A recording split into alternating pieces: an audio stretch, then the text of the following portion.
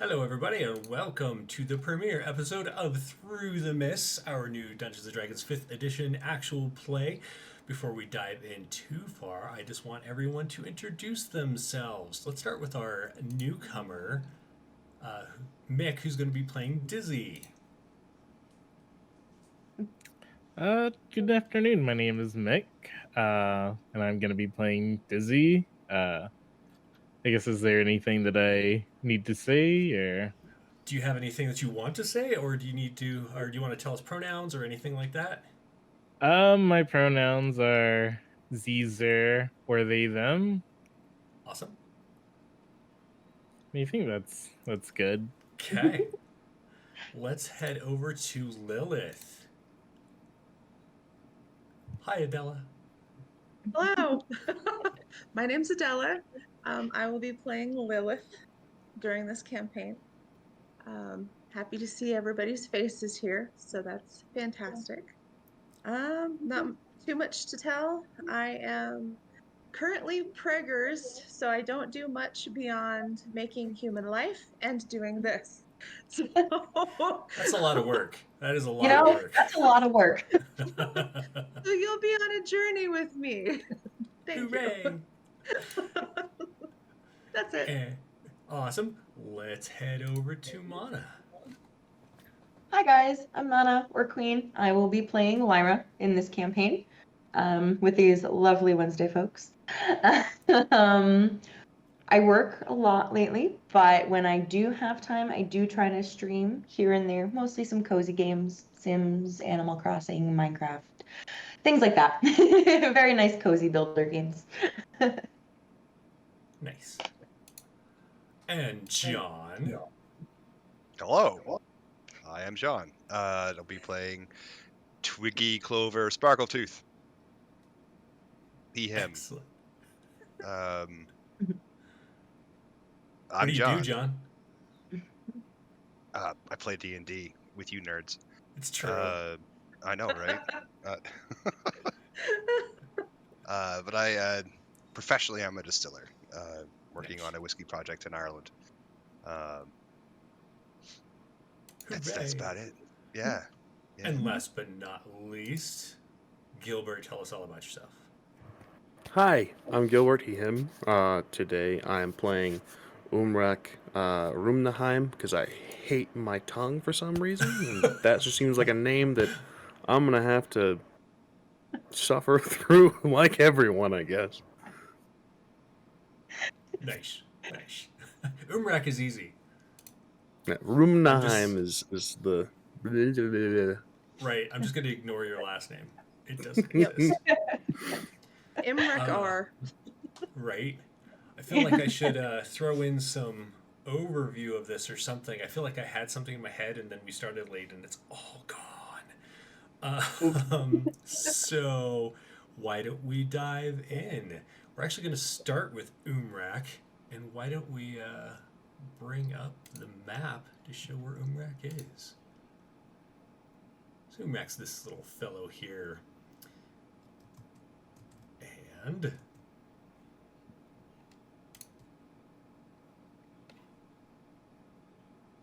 I should have had all of this ready.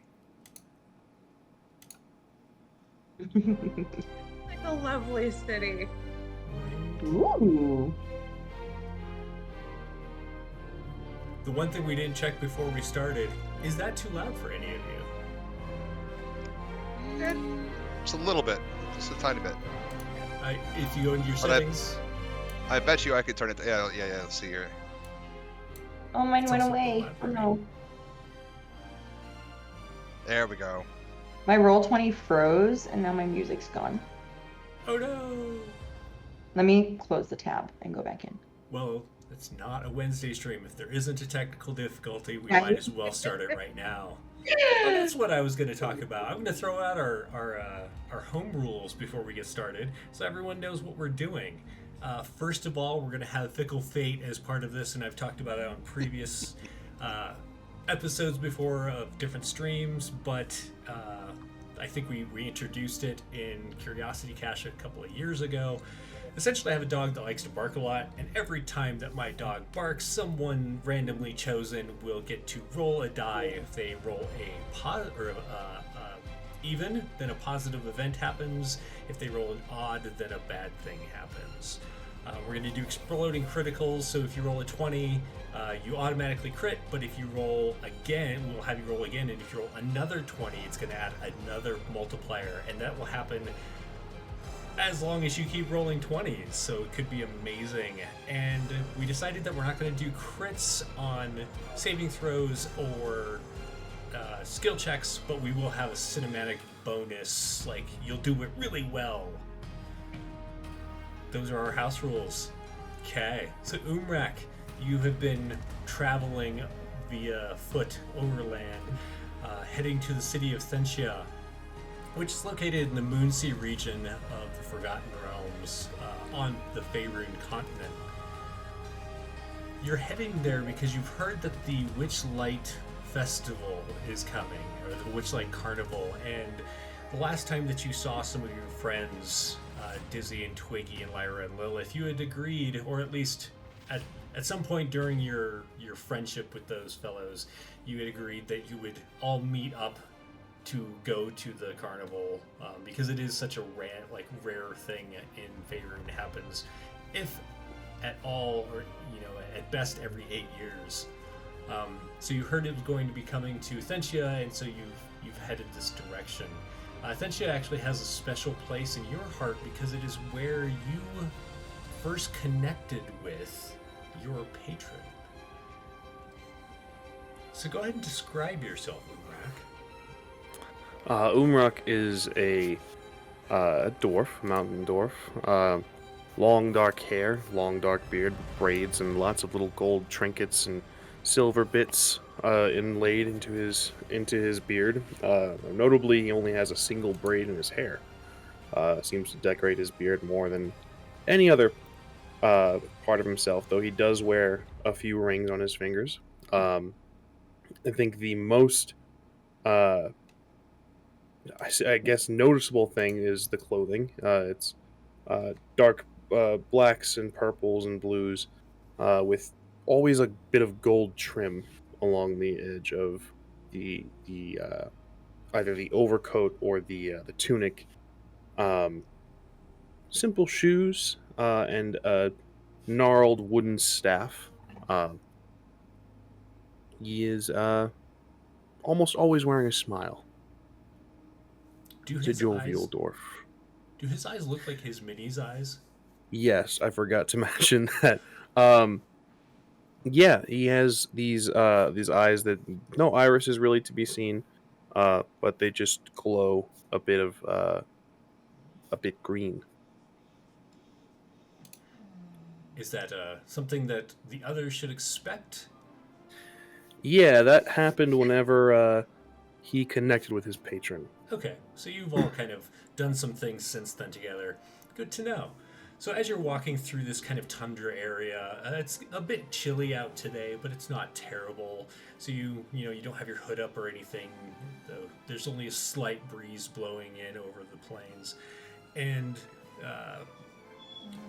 because you are on you're walking along the coast, essentially, of the Moonsea, the northern coast, you're watching ships come in, and every so often you wonder, because you know that Twiggy and Dizzy were coming in from somewhere else and they were taking a ship, so you kind of wonder whether or not they're on one of those, but nothing that you can really do about it. So you keep plodding along, and as you climb this fairly large rolling hill, you look down over Thentia for you, and right away you can note the differences from even the last time that you were here. Some docks have been built along the western edge of the river, allowing for easier transport between the two sides. And you can see some buildings that are new there as well. And there are these towers that are spaced around the circumference of the wall that surrounds Thentia. Those towers have these large blue glowing orbs on them that you've never seen before.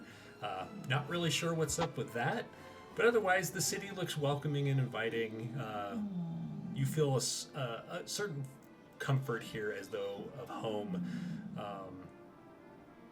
And you head down towards the dock that will take you across to the other side. Is there anything you want to do before you get ferried over?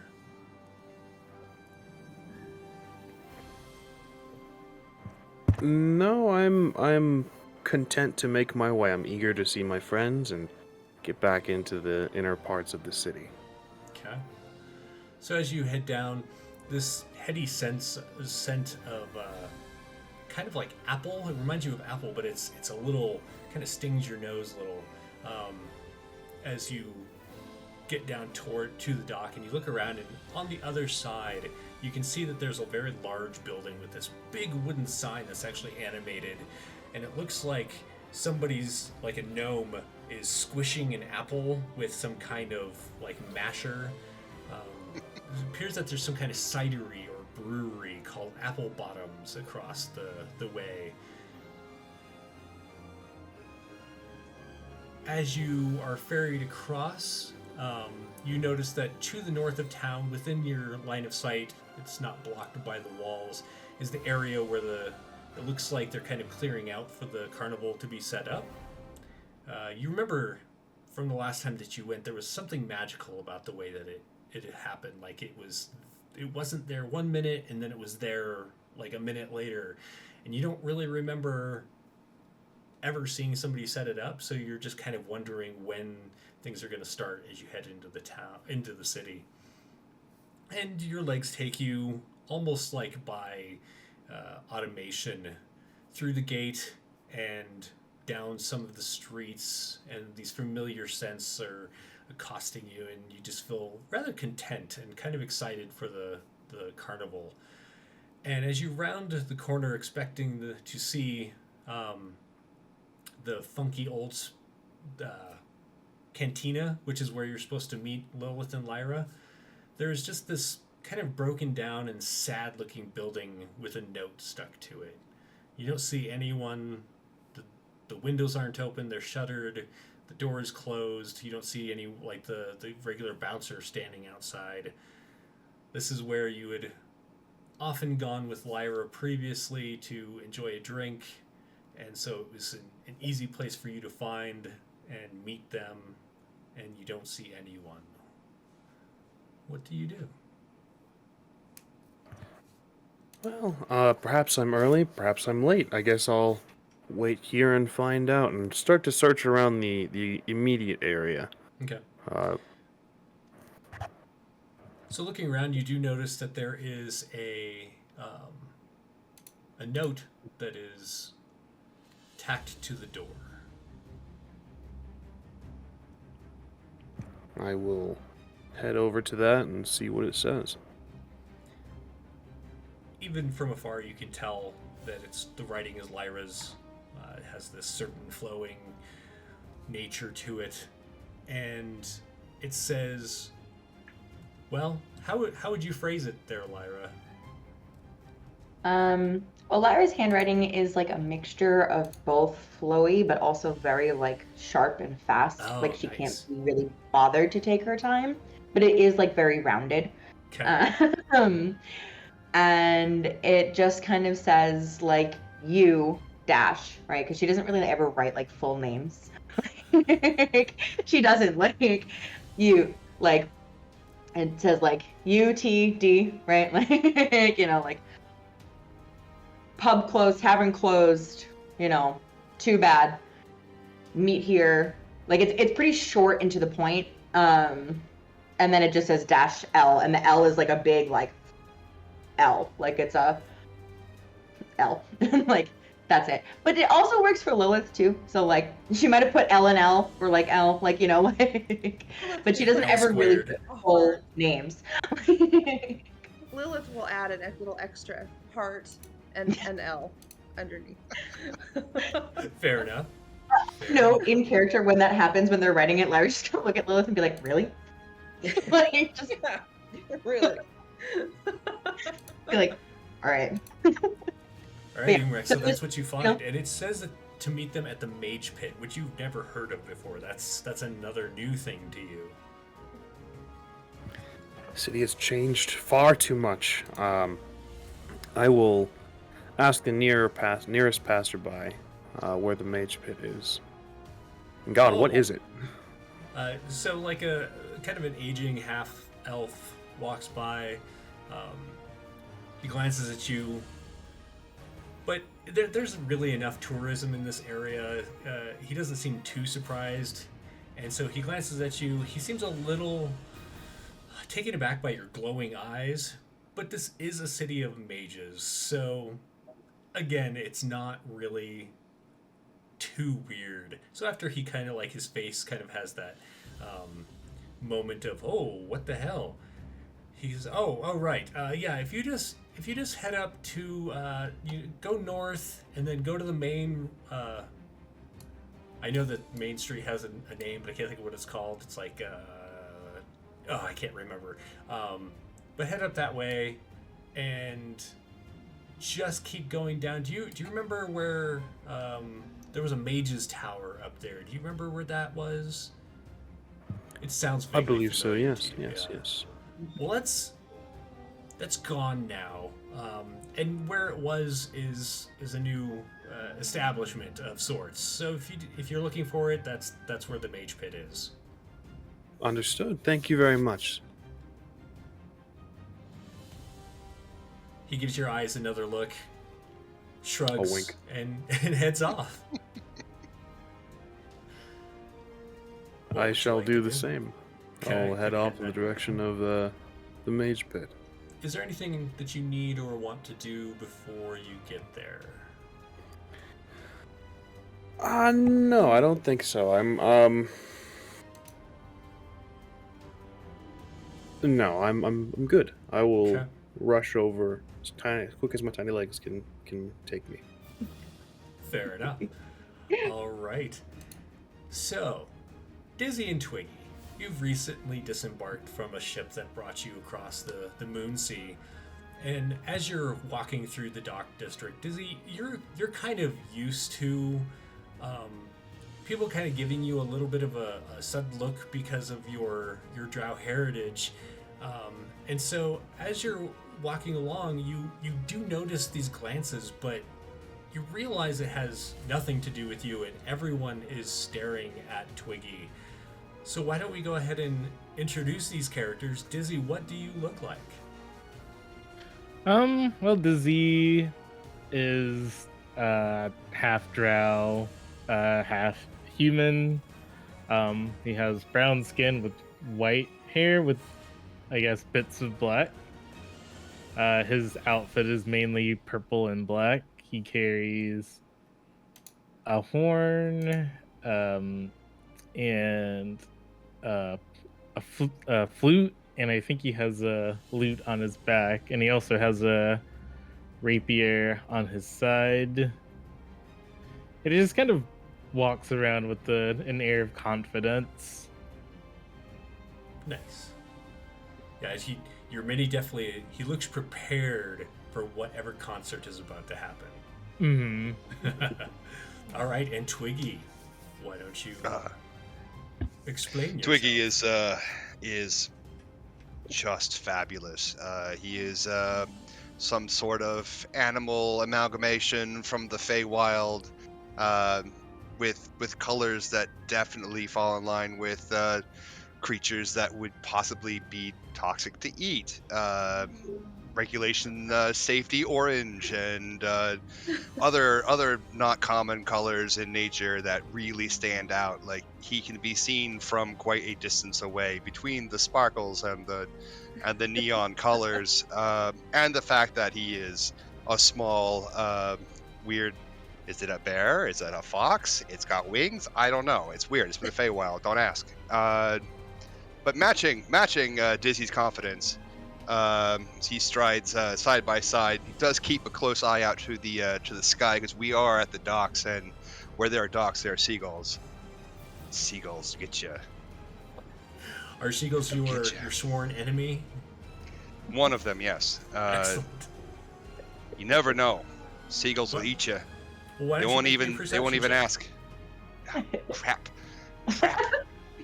First roll of the game. Perceiving. And Dizzy, as you're walking along, you notice Twiggy kind of looking around, and at first you think he's kind of glaring at the people who were like taken aback by him. And the people who look at him aren't like, "Oh my God, what is that?" They're more like, "Oh my God, what is that?" Because they're just so excited to see whatever Twiggy is. But he looks very concerned about something. What'd you get there, Twiggy? 12. 12. There are seagulls, and they are flapping around. You do notice a small grouping of them has come more inland with you as you have continued going along. Should pick up the pace. We should pick up the pace. And I'm gonna Sure. start shooting. Let's do that. Just don't mind me. I'm just gonna kind of duck and dive between his legs and keep an eye out. Keep an eye out. Keep an eye out.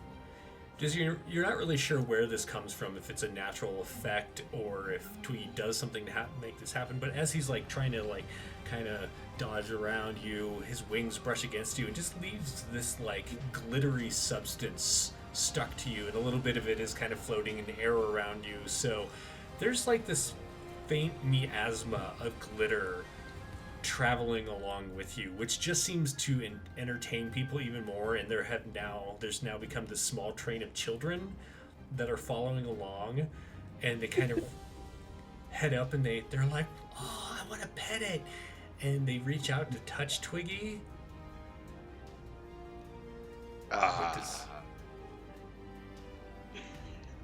Does Twiggy like to be petted, or is this a thing that I Twiggy don't does think not I've ever been pet by a small human before. Go on then. Admire me. You are right to recognize my glory in all of its very small, minuscule form. I assure you, it is far more powerful than this body would possibly even would even be able to hold. More than you could even perceive. So as these children begin petting Twiggy, Dizzy, he had just said that you needed to hurry up because he, wanted to get going, and so you go to, lengthen your stride, which you had really had to pay attention to because Twiggy doesn't really move as fast as you do. Right. And all of a sudden he just stops. Didn't you say that we needed to go? Are you not used to this sort of attention? Happens to me all the time, so... No. The plan is simple. You see, they're larger than I am, which means that they will be the first target by the seagulls. Seagulls. Is that what's got you, I guess, frazzled? Does it not have you frazzled? Not really, no. Seagulls are just nuisances, really. A nuisance to you, maybe, but a terror, I tell you. Just you wait. One day, you will understand the truth about seagulls. They're evil. They should not exist. I don't approve. Well, I will take your word for it, but we should get going. And while Yes. Twiggy's like having this rant about seagulls, like this woman comes up and grabs this little girl's hand. She's like, "No, don't touch that. You don't know where it's been." And she just kind of like looks at Twiggy kind of oddly and then pulls her child away. "Let's go wash your hands." So you're no longer being petted. Twiggy and Dizzy is obviously, trying to get you to move along like you had said you wanted to. Are you ready to leave the flock of children behind? Ah, yes, to the tavern. I could use a drink. You know where seagulls aren't? Inside taverns. This is a known fact. Yeah, And as you seagulls head away don't tend to go in buildings. It's true. As you head away from the dock district, the smell of fish and seafood kind of dies away behind you. Thentia is a pretty clean town. You notice brooms that have no wielders, no one's operating it, that are sweeping up over here and sweeping into a dustpan that also moves on its own. And there are some automatons that kind of walk around and pick up like larger collections of refuse and move them off. There are signs along the way that sparkle or move. They have that same kind of miasma of glitter moving around them. Just all of these weird things that get people's attention.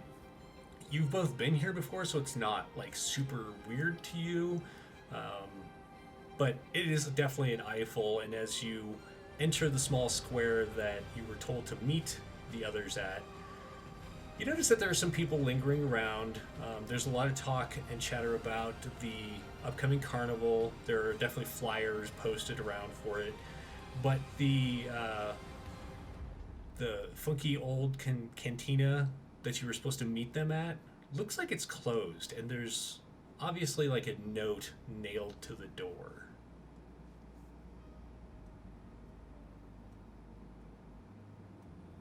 What Is it supposed to be closed? You hadn't Who heard closes anything about it. Who closes a tavern at this hour? Maybe there's something pressing going on at the moment. So what does the note say? So the note essentially says U-D-T- and then explains how the pub was closed. That sucked. Meet Lyra and meet L and L at the mage pit. And the mage pit is actually written out, although it's a little scrawly maybe. Yeah, definitely scrawly. Do we know where the mage pit is? You have no idea. Well, let's find us a mage pit. Probably could find some mages there. I agree. Let's do that. Maybe we can ask some of your fans. My fans? No, sir. You are the bard. I'm just simply backup. A patron, perhaps. Yes, that's what I am, a patron. Once I have access to all of my riches, I will, of course, pay you. But for now, just put it on my tab. All right. I will look for someone nearby. There is a mountain dwarf fellow walking by at the moment. Good sir. He stops and looks at you. Oh yes, what can I do for you? Would you happen to know where the mage pit is? Mage pit. Right. Do you know where the tower used to be? Up in the northeastern area of town? And for you, I'm gonna have both of you do a history check.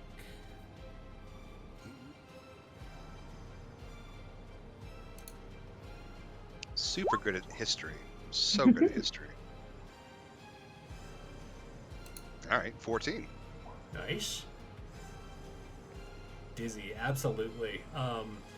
Both of you have heard of it, but Dizzy, you definitely remember where it was. You've actually walked by it a few times. There was kind of an eccentric mage that lived there, and so there were certain tales of the mage that had resided there, and so you kind of walked by to see if you could catch a look and maybe have some kind of material to turn into a song later or whatever, but you didn't see anything the time you were there. However, you do know where it is. He says the dwarf tells you that the tower's gone. Just go look for where it was, and you'll find the mage pit. Well, thank you for your time, good sir. Oh, no worries. Are you going to the carnival? That's the plan. Excellent. Everyone is so excited. And he kind of walks off. He's very chubby. Chummy. That's a good word. All right. What would you like to do? I say we should head in that direction. Get there as soon as possible. Smart. The further away from the docks we go, the closer to where we're going it is that we are. Yes, Perfect. yes, we'll go that way. Also, there'll be no, the seagulls. less seagulls, I suppose. And because you are They are standing the in worst. like a small square, you glance up and you do notice like a couple of the seagulls that had been following you are kind of circling around at the southern edge. But they seem like they're just not interested anymore. Like maybe they're eyeing something else. Children. Yes. Yes. That's exactly what seagulls eat. It's a You never proven know. fact. Proven fact. All right. So, in the northeastern corner of town is no longer a mage's tower, but rather this kind of ramshackle building, almost like it's still being constructed, but then somebody just stopped. So there's like some scaffolding on the outside, but for the most part, it looks like it's not going to fall over. And inside, one would hear a trying to find my music. Do do do do do.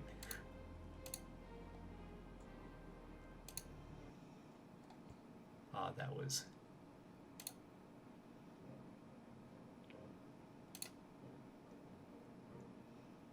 All right.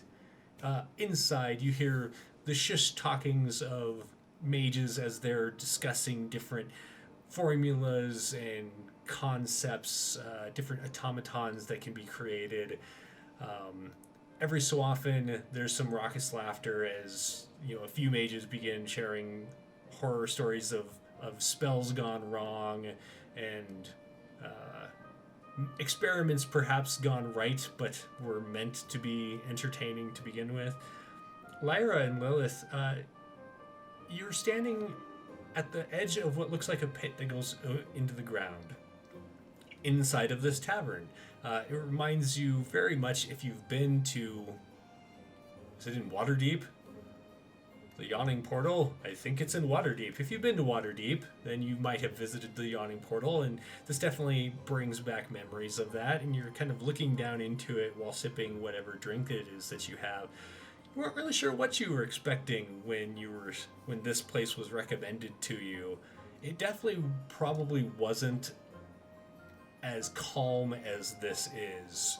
You've never seen like a bunch of scholars getting together to have a good time, and it's really just like a lot of them are sipping tea, a couple of them are drinking wine, and there are stronger spirits to be had. So whatever you think you'd be drinking is what you're drinking.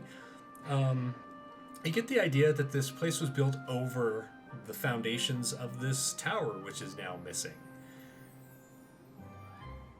After getting your drinks and heading to this table, what are you doing? Well, Lyra takes a long sip from her drink. Just like, and she just kind of is like looking around. She doesn't mind scholars, but she's wary of them sometimes. And Lilith, knowing Lyra, would like probably know and or see that like, while she doesn't hate it, she's not exactly entirely like relaxed either. Like she's, just like existing and like very grateful for the drink in her hand. And just kind of like silently arches a brow at Lilith that very quietly says like, well. And while we're on Lyra, what does Lyra look like? Oh yeah, we forgot to do that, didn't we? We did. Sorry. Lyra is half elf, half genasi. So she is this very pale lavender color. And she has very dark purple hair, dark purple eyes. Actually, like Dizzy, like Umrak, she actually doesn't really have any irises to really be discerned. They're very like almost alien-esque, but they're like a deep indigo with like speckles of like blue and black in them. They're not just like one solid color. She's light in build. She seems to have some muscle, but it's more lean muscle than like strength muscle. Her usual attire consists of like black fighting leathers, She usually is in pants and some leather boots, usually some sort of vest. If needed, she will wear more, but she finds it a little restrictive. She's very acrobatic. And she does also have a necklace that she never takes off, like ever. She has 2 daggers that she usually carries by her side. They are pretty shiny, like almost unnaturally so, but like, who knows? They're pretty shiny, and she usually is just like pretty. She's kind of a resting bitch face, a little bit. But she, like, it is very easily like wiped away. But like her natural state is like kind of resting bitch face, very like hesitant, not hesitant, hesitant's the wrong word, but like a little closed off type of, yeah. Okay. And so she looks at Lilith, who looks like. What does Lilith look like? Well, so Lilith is, of course, enjoying a beverage and looking around, trying not to bring too much attention to herself, but she'll match the eyebrow raise with another.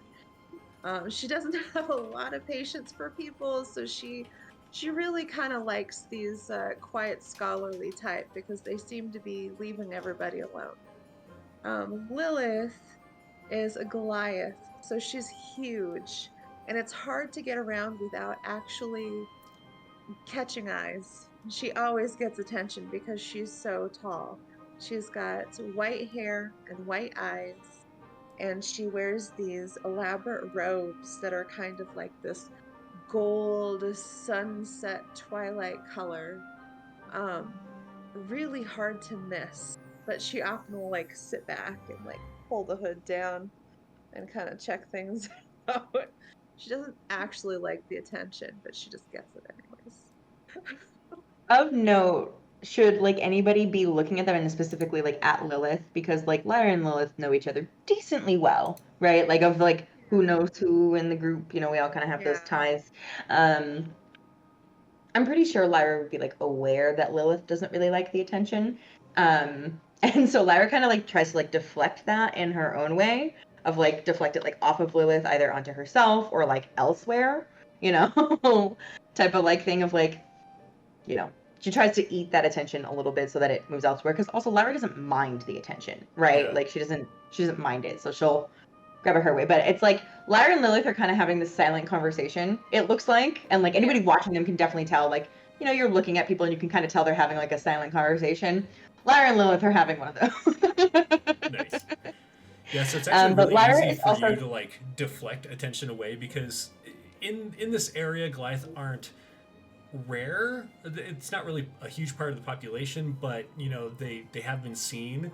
Whereas a Genasi half elf is fairly rare, and your eyes definitely catch, especially these people, because they're mages and scholars, and so several times you've had people come up and break your personal bubble space and just be like, "Oh my gosh, you have the most wondrous eyes. May I look at them?" After they approach you. And so whenever somebody starts paying attention to Lilith, you can very easily just like kind of intervene slightly, and they're just like, Yeah. Lyra doesn't make like a show of it. Like she's not like, she doesn't make a huge show of it. She just kind of like quietly like clears her throat type of thing of just like, and usually that's enough to get somebody to look at her. And when that happens, then, the following kind of happens of everybody's like, "Oh my God, do you have skin?" Like her skin color isn't abnormal for like a Genasi. I mean, it's a little more purpley leaning than blue. So it's not as normal, but it's not abnormal, and yeah, she kind of, gets a little bit deflected. To be fair, she's also half wood elf, not just half elf. She's half wood elf and Genasi, so it's even more like, whoa. yeah. But then she looks at Lilith and she finally says, "I wonder what's taking them so long." Lilith is gonna tap her foot a little bit, nod, and take another long drink, and sigh. Lyra and Lilith seem like have about the same amount of patience which is why they get That's along fair. so well. You know, like they get along so well because their patience is about the same length trigger wise. So it's like both of their patience is running short. But Lyra, she has been to the city before. Like, you know, her and Umrak have been to the old cantina. Like she, you know, would she have known of, you know, where they are? You know, when they got recommended to come, like would she have been like, oh yeah, that place, or would it have been like a little So as far as you know, new? this has just been built in the last couple of years. Okay. So it's new for everyone, and Okay. a lot of people recommended it. So you were like, yeah, let's check it out, and it just may not be your style. The funky old cantina was definitely chiller than Oh yeah. this is. This has a Oh yeah. certain like weird vibe to it. Yeah. Like a While couple her of and Lilith are people talking, have she's like, also like keeping an eye on the door to be like, all right, guys, yeah. like You know, several people have asked you also that, you know, what field are you in? What school do you practice? Stuff like that, and you get the feeling that most of these people are mages. Very few are like bards. A couple of rogues that like that kind of feel that comes off of them as far as adventurers, like kind of like Yeah. you get a certain vibe from them, but a lot of these are like scholarly mages. And as you're like kind of keep an eye on the door and Lilith, and every so often you glance over at the pit, you notice that there are a couple of mages about a quarter of the way around the pit that seem to be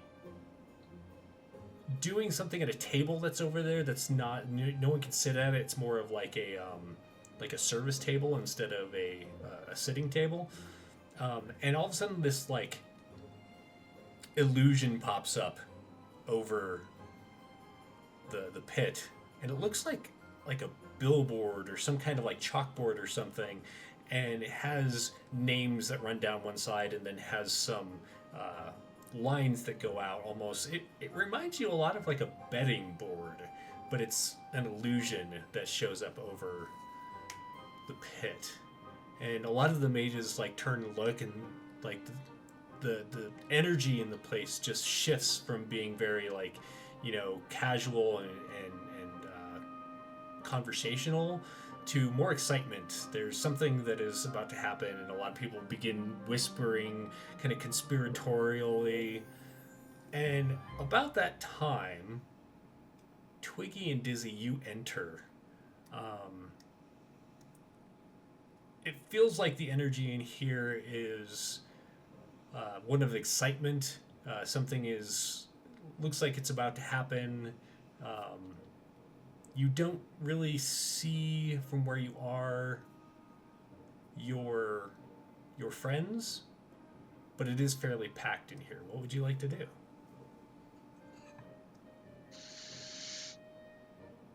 I'm gonna yell out for the bartender. Put my little fist up in the air with the number 2. I need two drinks, bartender. 2 of them. I don't care what. 2. And you see over at the bar, like you kind of have to, unless you're flying, you kind of have to tippy toe to see, and you're like 2 drinks, and your little kind of paw hand goes up, and doesn't even reach like the highest or like the shortest person, like the top of the shortest person. So you're not sure if they can see you. Dizzy, you notice that the bartender does kind of like glance over and scans the crowd. So I'll raise my hand up and then point to Twiggy. Good. Sorry, there's no children allowed.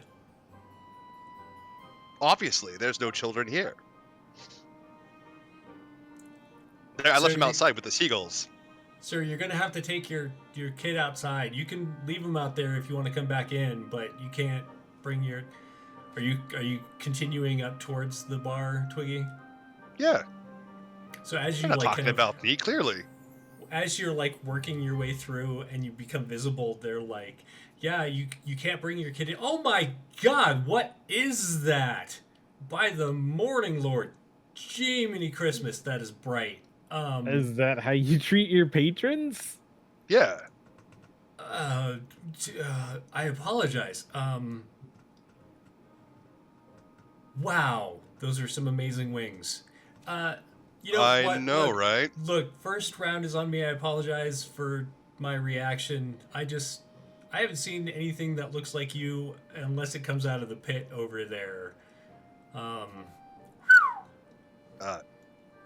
not sure what you're talking about, but surely these drinks are because I'm traveling with such an esteemed and well-known bard. I'm sure you've heard of this one. Yes, my name is Dizzy Shamira, and I'm pretty famous around these parts. Let's roll a die to see if this person has heard of you. Yeah. I think I used to work at a tavern that you played at. This was years ago, though. You did the one about tossing a coin to someone, or wasn't that you? I feel like that was you. Oh yeah, it was me. Yeah. Well, good to see you. Toss a coin to your wizard, I believe is the name of the song. Yeah. It is now. Yeah. Bravo. Bravo. That actually reminds me, we do have another home rule that I'm going to throw out here because we didn't talk about it. We're not going to do inspiration. We're going to do, I forgot what it's called, fortune, and it's going to be a pool. So right now, you all have a pool of 5 fortune because it's going to start with 1 for each of you. And just for the toss a coin to your wizard, I'm going to give you another one. So you have 6 fortune. If you need to use one, just ask the group. If they agree that you can use it, you can use it. It's going to work a little differently. It doesn't give you advantage. I feel like then that gets rid of... We'll talk about that off the air, whether or not it's going to grant you advantage on a check. But essentially, you'd be able to re-roll with your fortune. It's kind of like luck. Cool. So you now have 6. I apologize for not bringing that up earlier.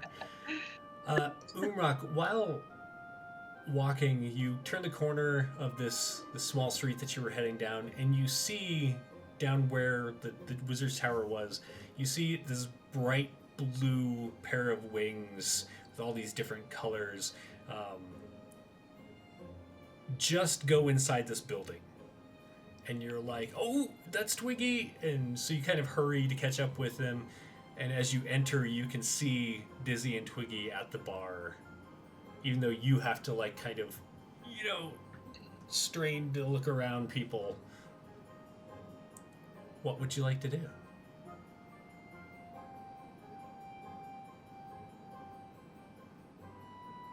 You're muted. Every time. Would not be a Wednesday stream without Gilbert being muted at least once. Right? I do this every day. I'm gonna, as politely as possible, just take my staff and just move people. Just be like, "Excuse me, I'm sorry." I said, "Excuse me, thank you very much," and I'll maneuver through the crowd, poking people with a stick. Okay. So there's some, like, grunts and, like, exclamations, like, what the hell? As this dwarf, like, pushes his way through and is, like, poking him with his gnarled staff. And Umrak walks up behind Dizzy and Twiggy. Friends! Ah, you're here for a drink. We're all here for a drink. Yes. How have you been? How were your travels? Not seagull free, I'm afraid. Someone should really get to work on exterminating those creatures. I agree. Scourge those things. Rats with wings. Rats with wings! It seems you two agree on something. And Lyra and Lilith, Twiggy's quite boisterous, and therefore you start hearing, like, this conversation that is building as they're talking with one another, and then people are, like, trying to be heard over their talk, and so things start getting louder. So rather than, like, the increase in volume coming from the pit where it seems like there's some kind of activity going on. All of a sudden, over by the bar is this like growing cacophony of sound, and you glance over, and yep, that is definitely Twiggy at the bar. And Umrak and Dizzy are also pretty noticeable. Lyra What- will look at Lilith and go, "My turn or yours?" It was like ready rock paper scissors. Yes. Yes. Lilith is in for it, for a rock, paper, scissors to Yeah, compete. she's just Kind gonna of like rolls yeah. her eyes. Like, oh. like, whose turn is it to go get them? All right, you ready to do it? All Are right. we going on go, or do you go 1, 2, go, or I go 1, 2, 3? 1, 2, 3 is fine. Okay, so 1. All right, ready? 1, 2, 3. Paper, scissors. I don't know. I'm gonna roll for it randomly. I guess Yeah, we can roll for it rather than trying to do it with laggy cameras. Odds are Lyra, evens are Lilith. Odd, Lyra, you lost rock, paper, scissors. Oh. So Lyra, you know, it happens. Whatever they throw out happens, and she just goes. She kind of takes her drink and just tosses the rest back. And she goes over, and so Dizzy is there, and she kind of like gives Dizzy a nod, like a, you know, acknowledged nod, and then to Twiggy and Umrak, because she's like 5'8", she literally just almost scruffs them. Like, she just like almost scruffs them and is like, but like in a scruff type of like, she pulls and goes, drinks, table, and then like shoves them back to the bar, like she doesn't say hi, just like drinks, table, and she just like turns her. Lyra! Wait, are you not bringing the drink to the table? You bring the drinks to the table. It's so Yeah. big. Barkeep! Drinks to the table! Yeah, not Yes. a problem. Lilith is looking on, and she puts up like 2 fingers to acknowledge a hello and a nod. Yeah, and she looks back can't down. read about the crowd. Like it's just meh. So does yeah. everyone get their drinks and head over to the table then? Yes. Absolutely. Yep. Okay. So those of you carrying drinks, you carry your drink over the table. Otherwise, one of the wait staff will bring yours over momentarily. Do you need any food? Of course. Well- Whatever the finest thing you have here to eat. What is it that you eat here in this town? Something, I'm sure, hearty and wonderful. Fried in butter. You could try the basilisk steak. I feel like, I feel like you have the constitution to do that. You look hearty. You could try that. Yep. Yes, of course. Iron stomach I have, especially want for the the- foods of this plane. Do you want Simple, the radishes with it or wonderful. without radishes? Yes, radishes. Bring on the radishes. All right. Like that Yeah. too, Look at please. Dizzy, kind of like you've had to deal with this for like however long you've been together, and she just kind of like silently slides Dizzy her drink to her.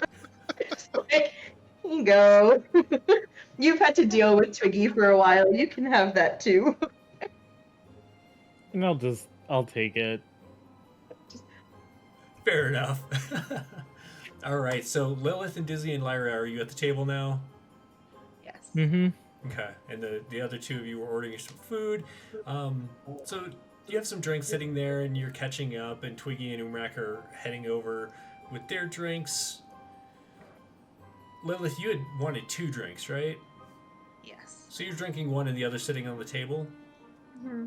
What is your passive perception? Oh. Here. Passive. That's such a good question on this. I'm like, where is? On the left side on D&D Beyond. Okay. This is our first Like, campaign using passive D&D whiz. Beyond. So the character sheets are a little different than what we're used to, so sorry for the momentary 12? look. 12. 12. All right, so Dizzy, as you're standing there talking with them, you notice Lilith's drink lift up and begin to apparently float away on its own. God, I hate it when that happens. Alright, I'm gonna reach for it and try to stop it. Sure. Make a dex check.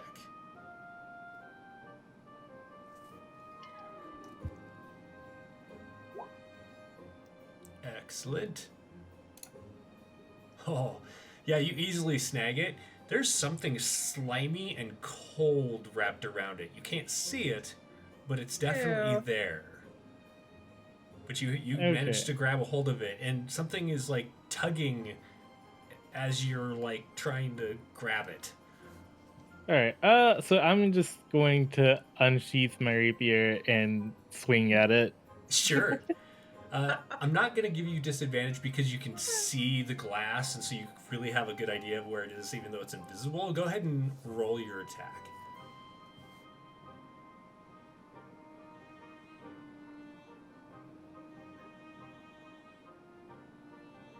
I guess I didn't put my rapier up there.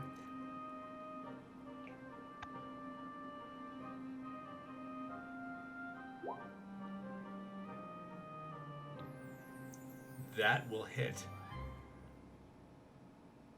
So as your blade slices through, a small piece of what looks like octopus tentacle or something falls to the table, and you have a hold of the mug. What are you drinking, Lilith? Wine. Wine. The glass is what I meant to say. The glass of wine is in your hand, and this like chunk of kind of octopus-looking tentacle falls to the top of the table. Except for it has an eye on it that blinks at you for a moment before it kind of like glazes over and rolls back. It's a little disgusted by this. Has no patience for it. Like, oh my god, I just wanted a glass of wine. And there's definitely Oh. like a trail of like viscous clear goop that's around the glass, but Dizzy's standing there holding it for you. All right, well, I no longer want it. Because it's disgusting. Dizzy, would you like the extra glass? Now that you have two Uh, drinks? no, I'm just gonna put it back down. Okay. Bartender, another one for my friend over here. This one right here. This wonderful Goliath you see here. Look at her. She needs a drink. I And put up Lilith, the one finger yeah, and I down as you do the that, drink that I have. you can see like the bartender again kind of glances out and looks around, doesn't see Twiggy, but sees you hold up your finger and it's like,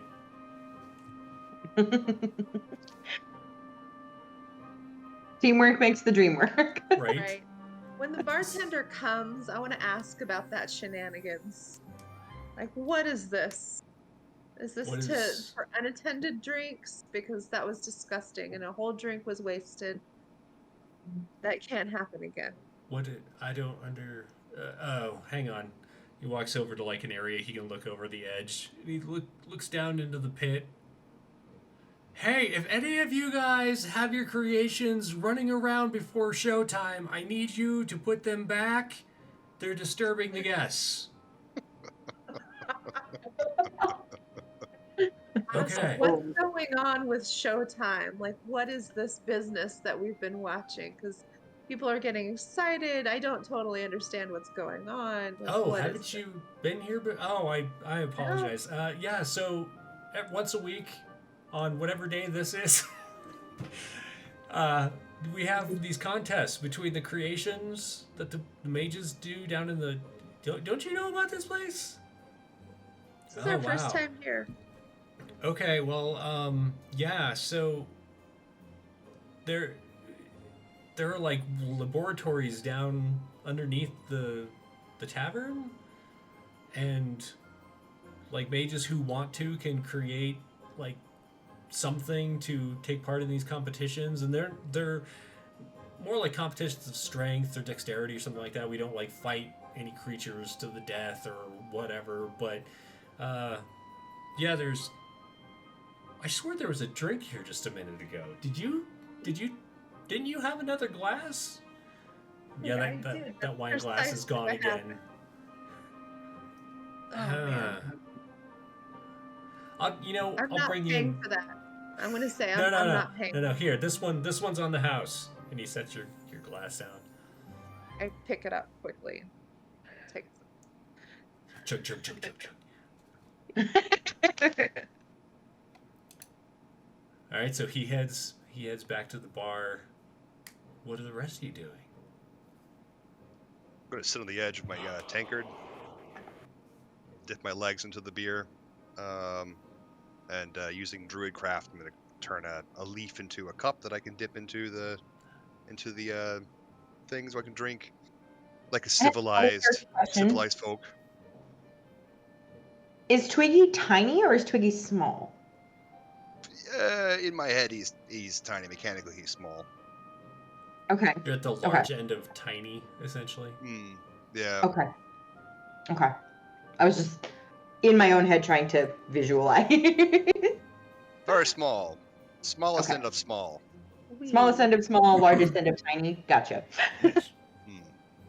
So the tankard's kind of like a stool, like stool size. He's got his feet in there to enjoy enjoy the beer. I mean, you double down, beer bath and beer at the same time. It's very, very classic. Very, very, very good use of time. It's efficient. I will die for Twiggy. I would too. Dizzy, Lilith nods the her first head. few times that you had to deal with this smell that Twiggy tends to get after, getting wet in beer, because it's not just like wet dog smell, it's just a shade worse, especially depending on what kind of ale that Twiggy got. Oh god. But you've really kind of gotten used to it. It's almost like a familiar, welcoming scent at this point. It's nostalgic now. It is nostalgic for you, and so you kind of are hanging out as this aroma begins to fill the air. And fortunately, he hasn't done, when he gets a few too many in, he's done the whole dive into the cup, and that really hasn't been the best. So anyway, Ender's flight, really. Once your wings are wet, it's a little bit difficult to do. You're splattering everywhere. It's good messy drink night is what we need here. Is that what we're doing here? That's what we're doing, right? Yes? Yes! Good! I think that's the plan, yes. Lilith is amused. She's amused. Lyra does kind of if this is her cup, she kind of snorts into it. Yeah, the three of you who haven't been traveling with Twiggy for a bit, the scent is not pleasant whatsoever. That's why you gotta take a bath, it sticks to your fur for a while, and if you don't reapply it, the magic doesn't work, you see. It's very high-end fey magic. I could teach you about it, but it probably get me thrown out of the guild of beermancers. The Beermancers. It's true. Probably a thing here in this town. Yeah. I love this place. So are there any conversations that you want to have as far as catching up, or what's your plan for this evening? They mentioned a show. Maybe we should watch the show. Just a I thought. do like a good show. Agreed. But before we do that, I would love to pick your brains. It's been a while since we've all assembled and been together, and as you all know, I've sold my soul for knowledge. I would love to learn anything that you guys have been through. Anything you guys can tell me about your travels. I'm very interested. We've been scattered across the globe for time now, I believe. Now, what if I told you about entering into contracts? I don't know if it's actually my soul. He was very vague. I mean, the I think language it's is eternal probably in the servitude. Do you have a copy of the contract? I mean... No, he wouldn't allow me to have that. Oh, it's verbal. Also legally binding in most circles, it's true. Yeah. It's the handshake deals are very, very prominent. It's powerful magic, that. Indeed. I'll just pick their brains from their travels before we head to the show. Lyra and Lilith, what were you doing prior to coming here? Well, Lilith, she loves knowledge, and she's devout in her uh, quest for knowledge, though she's also hiding from an arranged marriage. So she is trying to stay under the radar enough, which is very difficult for her. And she does believe that her husband to be thinks she's dead, but she wants to keep it that way. So she's just been meeting new people, trying to see what she can see. Lots of meditation around, sunrise and dusk. Just enjoying it, soaking it up. Just soaking it up. The freedom is nice. And Lyra. Well, Lyra moves around a lot, which is like something, I mean, everybody kind of vaguely knows everybody, but like it's not a unknown fact that she moves around a lot. She is very flighty. It's also no secret that her father is like a water genasi. Given her skin tone, like she doesn't like talk about it, but like it's kind of obvious given the way she kind of looks. She looks a little like fish plant-like type of, and she moves around a lot, and she looks at Umrak and she goes, kicking ass, taking names. The reason she moves around so lot is, and again in the party we kind of know she seems to like constantly be like running, kind of like Lilith, but not in like the same way. Like she's constantly running from or towards something, and she's just keeping an eye on things. I did have this one job recently, and she kind of like vaguely launches into a story. I won't do the whole thing, but like vaguely launches into a story about going up into the mountains and some griffins and sleeping in an igloo one night. And good for her that she doesn't mind the cold, but that type of thing. And she does like have like some weird, not like weird, I wouldn't call them magical, but like a griffin feather and some like weird, not magical items, but just like knickknacks that she's like, look, I have all these things. She seems to like, not like a dragon, but she likes to like hoard shinies. Like she, she has her collection of trophies, I guess you could call it. And so she's like, I have a new one. So, Umrak, as they're conversing about this, then the table kind of gets cluttered with these, small things that Lyra has discovered. What would you like to tell them as far as what you've been doing? I have traveled through the deserts. On a horse with no name. Damn it, you beat me to it. Now I have. Under mountains, seeking out the secrets of the world, just getting as much knowledge as possible, trying to become a more worldly individual. It's just staying out of trouble for the most part, as much as possible, but gaining knowledge wherever I can find it. Nice. And Dizzy, what do you share with the group? I mean, I've mostly been traveling as a bard to various places. I got in a little trouble with a noble somewhere by making him look like a fool, by using some of my bard magic, and now I'm kind of trying to lay low, but also not because I'm a traveling bard. Lyra, curious and vaguely proud of Dizzy at this like admission. Like, good job. Good job. Nice. And Twiggy, what have you been doing? Following the bard. It's always good to have bards around. They know things. They know where the pubs are. They know the people things.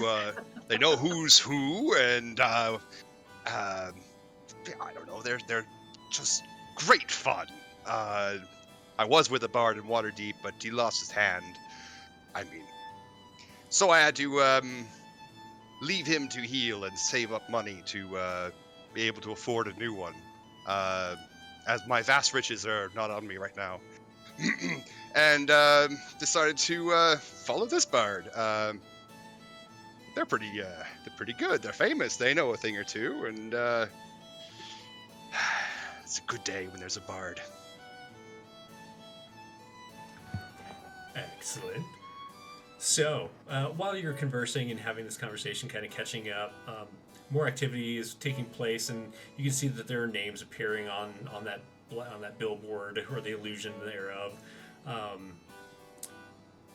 It looks like one of them kind of hovers out and grows. Like it says Gagduk versus Agdak. And then all of a sudden, like, people are muttering amongst themselves, and numbers start appearing up on the billboard. Oh my god, is this a bet? They're betting. This is a bet. They're wagering. This is a wager.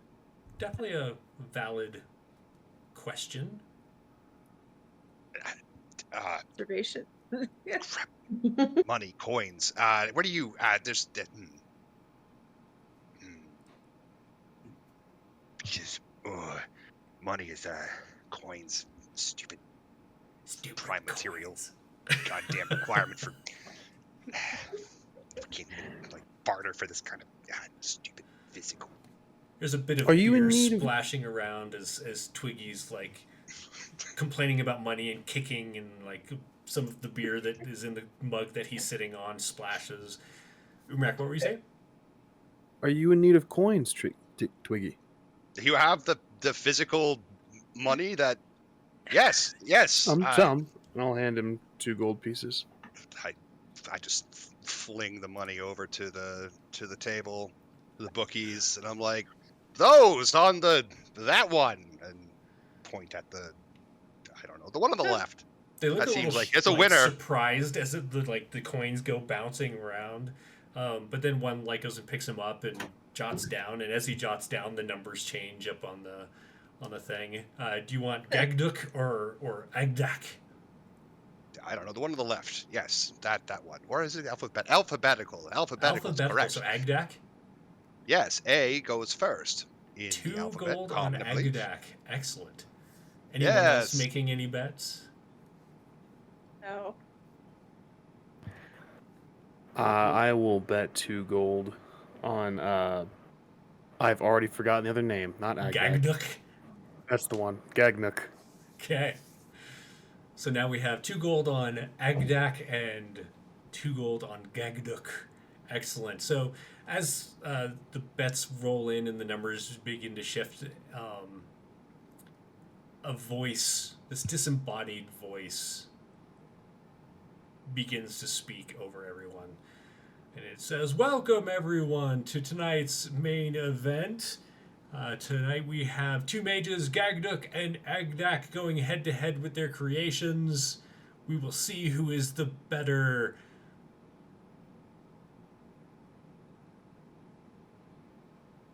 monster Person. creator, right? Should have thought about what that person would be called. And everyone cheers, and some people are crying out, Gagduk, Gagduk, and it doesn't seem like anyone is cheering on Agdak. Exactly. The underdog. So as this is all happening, some numbers appear below the board and begin to count down from 100. And everyone begins to get very tense and excited about it. What are you all doing? Are you going to stay where you are? I'm gonna grab just a rock or anything that's maybe on the ground, just a bit of refuse, whatever is on the floor. There's like a half-eaten potato over there. Half-eaten potato it is. I will place it on top of the staff. The staff of adornment allows it to hover an inch above, and then I'll offer it as a seat to Twiggy. Oh my god. Yes. Nice. Yes. potato throne. A magic potato throne. I'm into it. Is amused. She's amused. She's rolling her eyes like, oh my god. But it's Behold your Spud King. The Spud King. I love it. Titan of the Lyra has to tubes. resist the urge to just like flick the potatoes, so Izzy goes like flying. Just Nice. So as the numbers count down to 0, you can hear everyone start cheering, and there's a bit of shaking in the floorboards. However, I'm going to let's have, because they're the ones who bet, and we're going to go against each other, so Twiggy, what rises up as Gagduck's creation? What does it look What- like?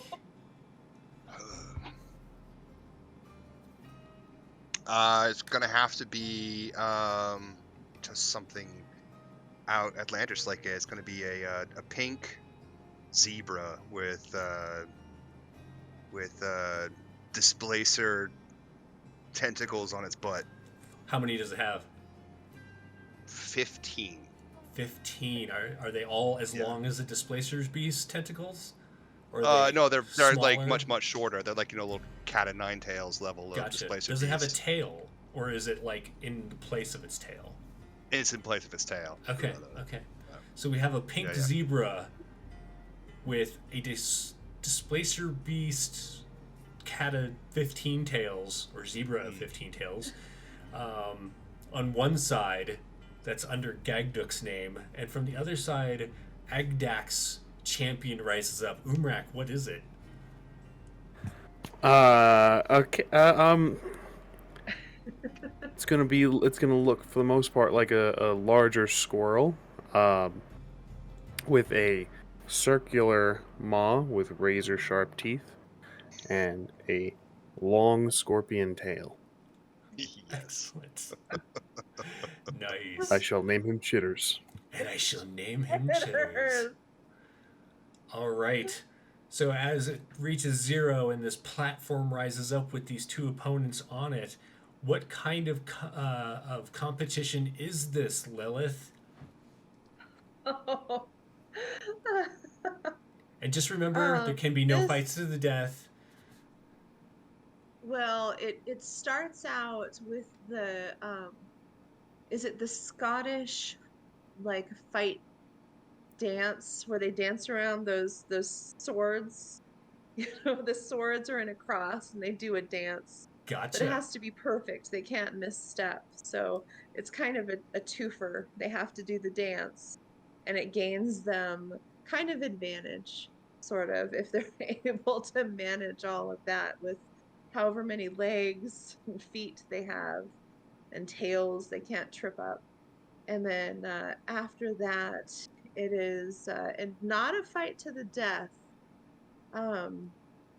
but it is like a grappling fight.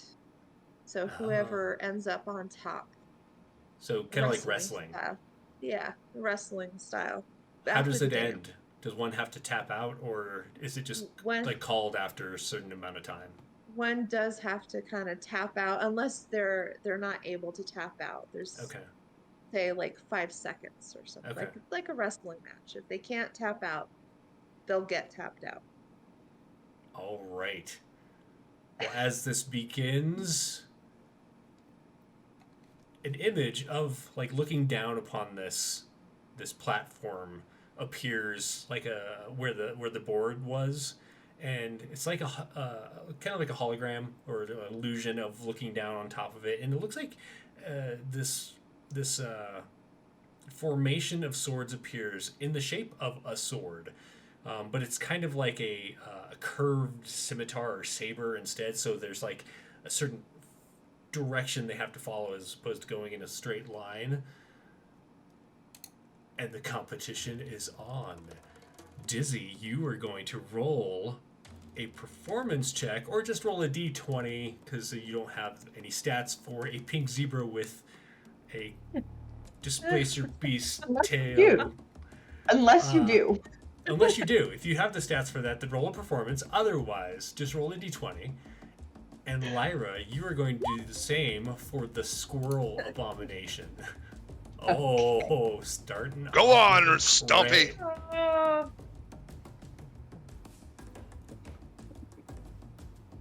Oof. Oh, did that not push?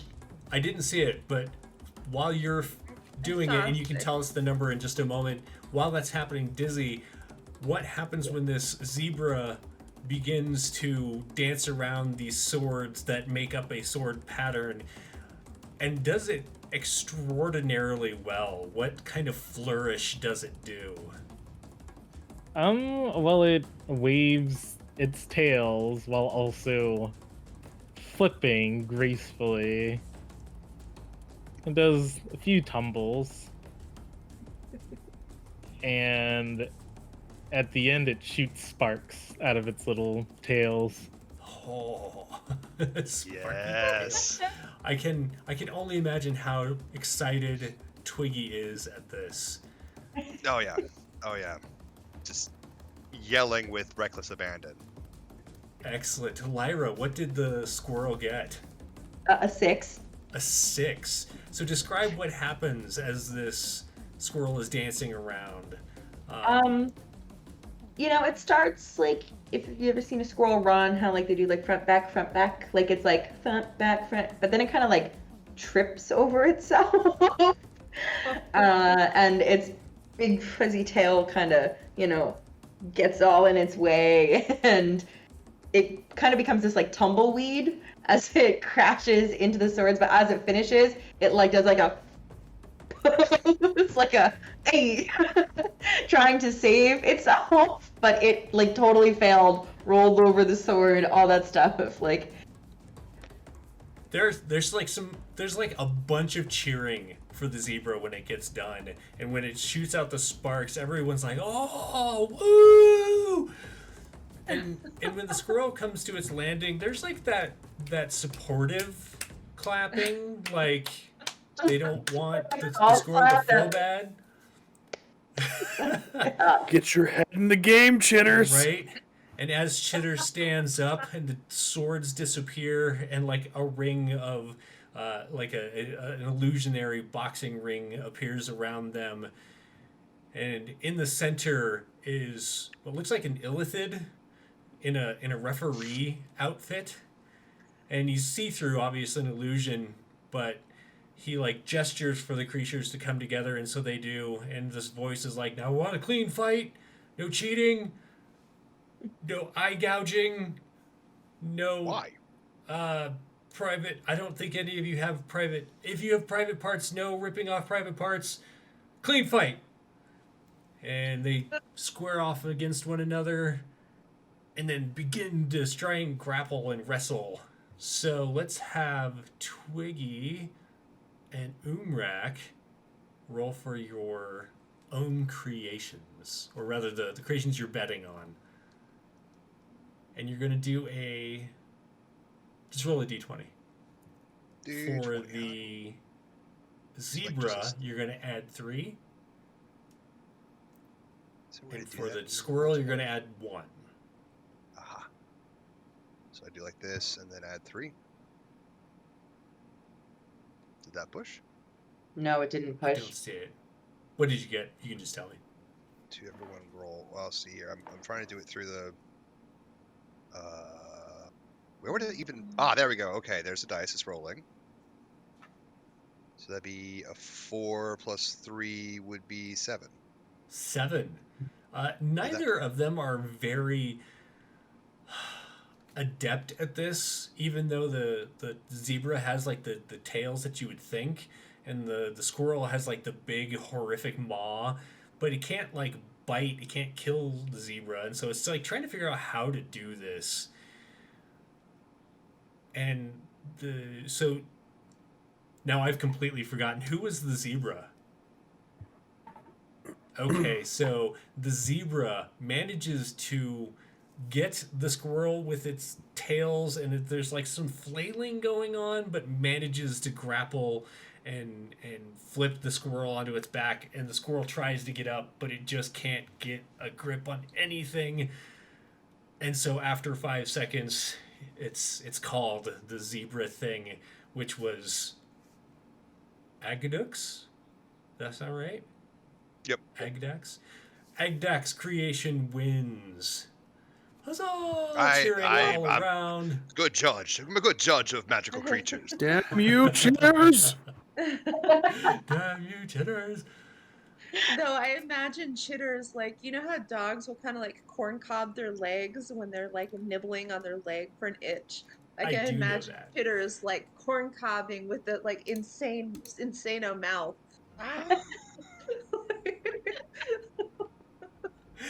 It just can't break the flesh because it Just knows it can't can't kill. So it's fucking just like. get there. But really So- cute. As that fight is ending, what is everyone's passive perception? 12. Okay. Wow. 10. 11. Oh my god, we're really perceptive. 13. Right. 13. So Lyra, like, this is all very interesting. Quite the spectacle. Good thing. But there's something just weird. You get this weird sense that something isn't right. Just this like hair on the back of your neck kind of feeling. And so you kind of are glancing around trying to figure out what it is. And you realize you see not an actual tentacle, but almost like a warped space that looks like the shape of a tentacle, and it's like moving towards somebody at a table nearby. Like, it's not invisible, but it Almost like if you're looking at like really hot ground, how the steam kind of like yes.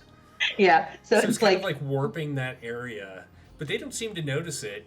And then as you notice that one, you begin looking, and there are several of these like reaching out from the pit, and like a couple grab like some food and whisk it away from a table, but you notice a couple reach for people. And as those people are lifted into the air and like the shouts of surprise happen, Twiggy gets ripped off the top of his mug of ale. oh no, he's on his and- potato throne. Yeah, my potato Oh, sorry, throne. the potato throne. It's Yeah. ripped off the potato throne. The potato kind of like it just explodes everywhere. And as he's being drawn towards this strange warping of the space, a mouth opens, kind of like the mouth of the squirrel, actually, and begins kind of like the teeth begin spinning. And, Oh, God. You hear this crunching noise as he's being drawn towards it. No. And Can that's Lyra where like we'll reach end seagulls for for this as week. He's being grabbed? Can she like reach for him as he's being pulled like up? Yeah, so we end this week as Lyra's like, no, reaching for Twiggy. Slow-mo. So sorry about the technical difficulty that started us off late. I'm a little brain fried today, so I hope everything came out all right. But next week, hopefully at 2:30 p.m. Eastern, join us for episode 2 of Through the Mist as we find out what happens to Twiggy. I destroy the seagull that is attacking me. Really a seagull. Clearly, Right? seagull magic is afoot. You know, stuff often have like little beaks at their stomachs. So Mhm. That's really just a very sophisticated underwater swimming suit for seagulls. Yep. I love Illithids, it. seagulls. It's true. love it. Look it up. It's in the books. Silithids? you All right. know we'll those see you- things. Right. We'll see you all next week. Bye. I